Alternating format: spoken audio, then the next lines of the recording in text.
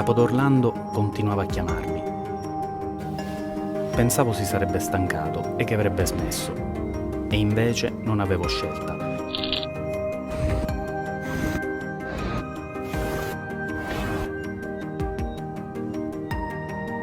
Non potevo fare nient'altro che rispondere al richiamo della serenità.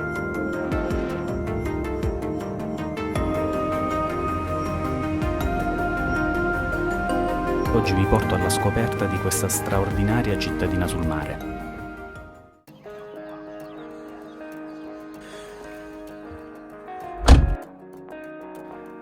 Non posso nascondervelo, sono emozionatissimo nel potervi parlare di quella che considero la mia Capodorlando, una piccola città marittima appartenente alla provincia di Messina, un luogo incantato di molte delle mie estati.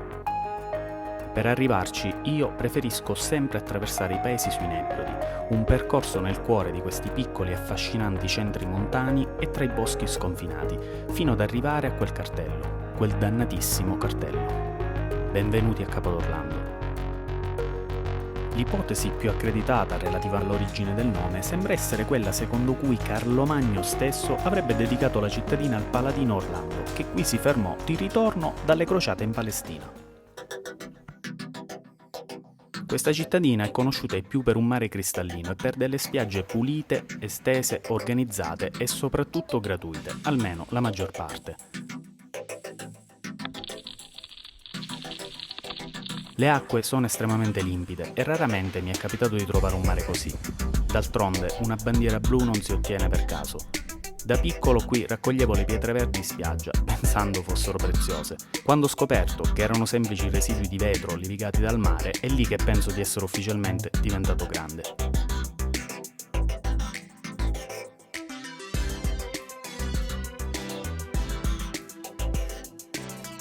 Attraversando e arrivando in fondo al lungomare dedicato a Luciano Ligabue, ci si imbatte nel faro, uno dei simboli che più mi evoca nel mare e che mi dà lo spunto per un aneddoto.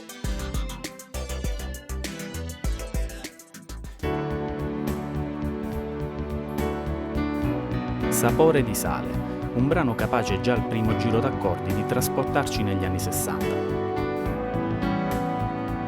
L'autore, Gino Paoli, ha raccontato di averla scritta proprio a Capodorlando, mentre era portato a spasso da un gruppo di benestanti del luogo che espresse il desiderio di ospitarlo, prontandosi persino a pagare di tasca propria una serie di date, ovviamente annullate, pur di trattenere l'artista che in questo clima vacanziero scrisse uno dei brani più famosi della musica italiana.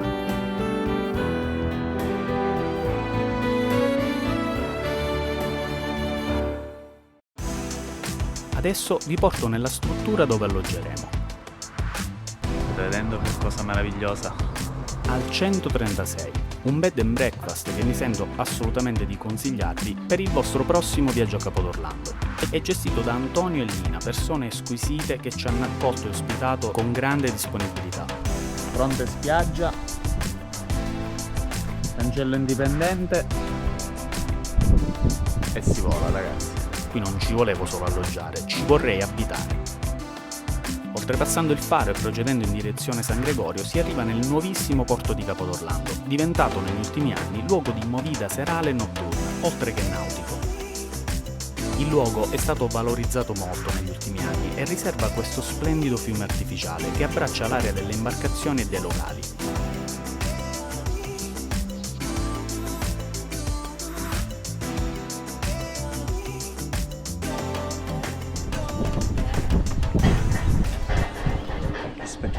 Ci sono addirittura le rocce che sporgono da là.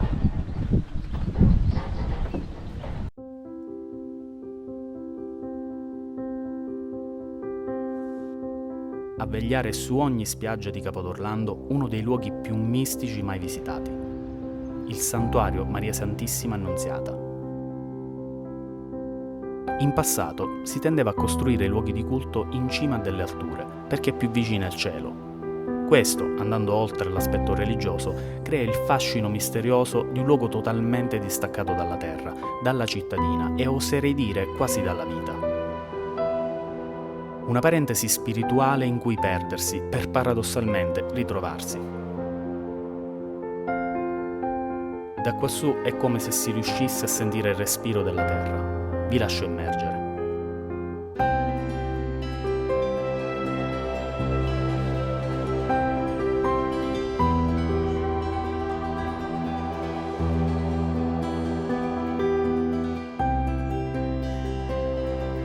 Insomma, Capo d'Orlando, terra di ispirazione. Pensate che fra queste montagne Giuseppe Tomasi di Lampedusa sembra abbia scritto un capitolo del Gattopardo.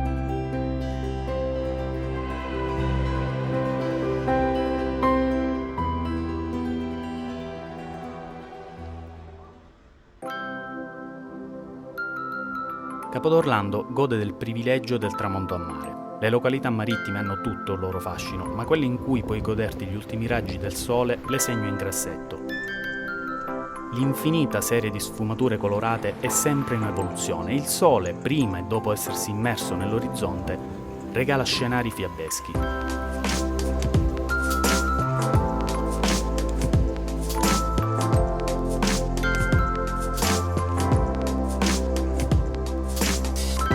Ciò che si crea è una bolla di sensazioni che ti inducono a pensare, a ricordare, a riflettere, cullato da tutta quella bellezza che investe furente i tuoi occhi. Lo scoppiettio della schiuma arriva, accarezza i sentimenti e incarna il valore più cristallino di tutte quelle cose che non si possono né accendere né spegnere, di tutte quelle cose che insomma non hanno un interruttore.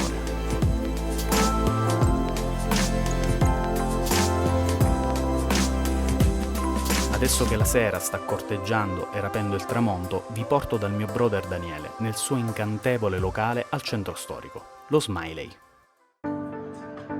Con Daniele ci siamo conosciuti in una delle magiche vacanze estive a Capo d'Orlando. Siamo nel frattempo cresciuti, senza mai perderci, e lui da qualche anno ha messo su quello che non è semplicemente un locale, ma passatemi il termine, una tribù del buon umore, in cui si mangia e si beve dannatamente bene. Scusi. Come stai, fratello? A posto? Tutto bene? Tutto bene?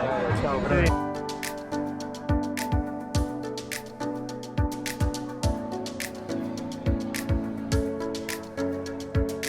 Salute ragazzi, saluto mio fratello, grande. Facciamo un brindisi, faccio un brindisi alla camera ragazzi, salute.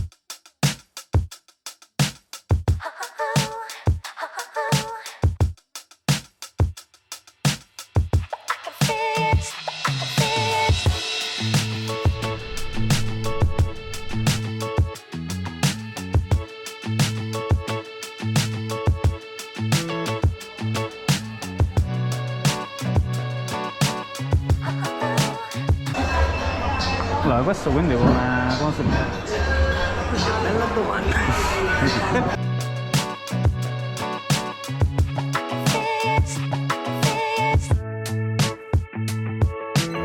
Incredibile. Senti proprio tutti gli agrumi del mondo. Favoloso. Mio fratello, ma tu sei un grande, ragazzi. Smiley nel cuore, ragazzi.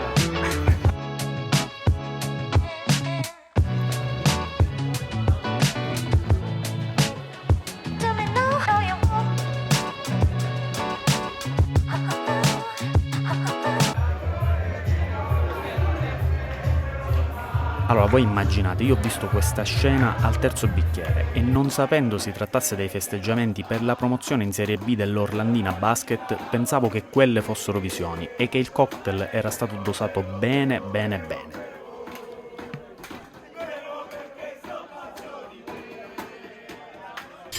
Vi faccio sentire il tweet, dai.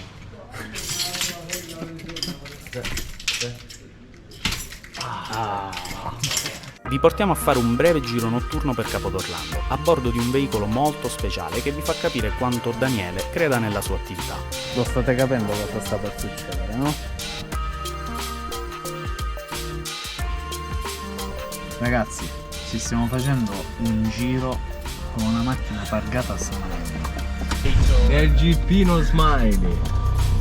Se non si vede abbastanza, accendiamo la luce e vi salutiamo. Niente, troppo avanti. Ciao Fra.